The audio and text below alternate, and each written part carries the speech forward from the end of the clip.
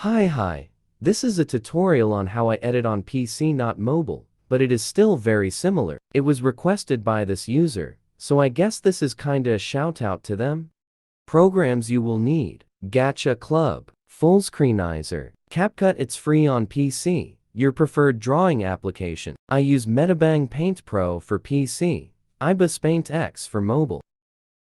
So, as you can see up at the top, there is a hotbar and window frame available when you open up Gacha. If you aren't in full screen, then you'd have to crop this area out, which tends to make the images appear choppy if not done the exact same for each one. The circled things you see above is the now unzipped folder and the shortcut that I created for the Fullscreenizer. If you don't know what a Fullscreenizer is, it's just an application that allows you to make a set window full screen, as the name suggests.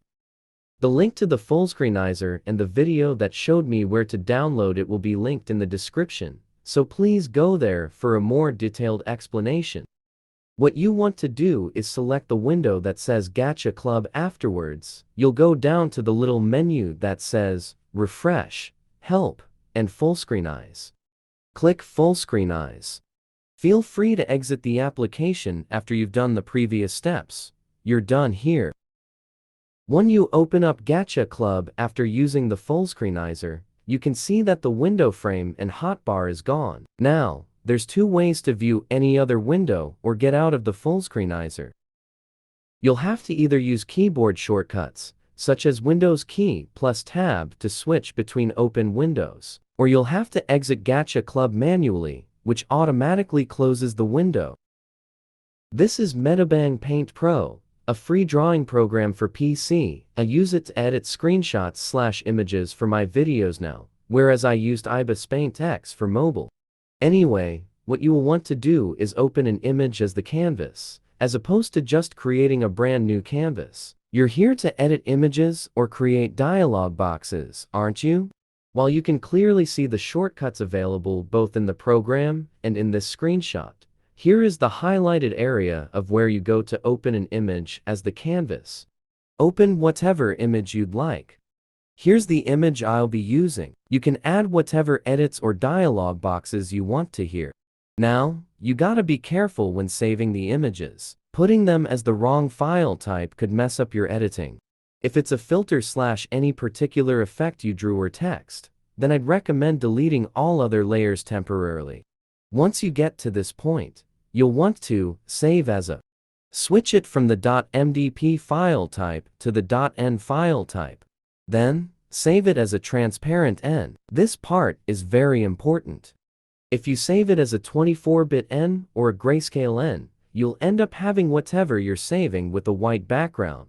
Now, once you've saved that, you can just undo the bit where you deleted the other layers. It was only temporary.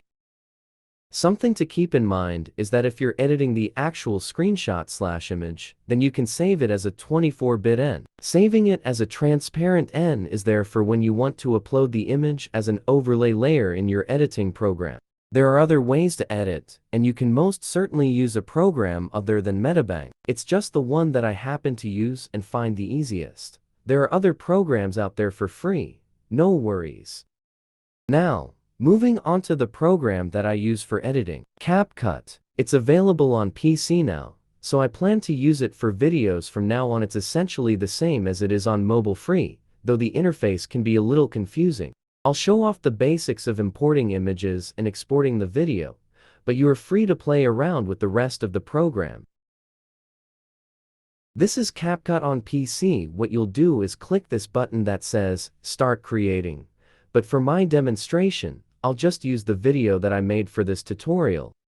Here, you can see the general interface. What you do to import is go to this little button at the red arrow. Lost the screenshot for this part, but essentially, you just select all the images that you wish to import. They'll go into the timeline that you saw below the import button. From there, you can shift-click all of them and drag them down to the timeline. It may take a moment for it to load if you have a lot of images, but it's certainly quicker than dragging them down one by one. Afterwards, you'd edit them as you normally would. I don't think there's a way to give a tutorial on this part since everyone edits differently, haha. Once you've finished editing, you'll go up to the top right in order to export your video. This part is pretty straightforward, just export the file as normal. I will mention, though, that you can sign up in order to remove the watermark. It's free, no worries.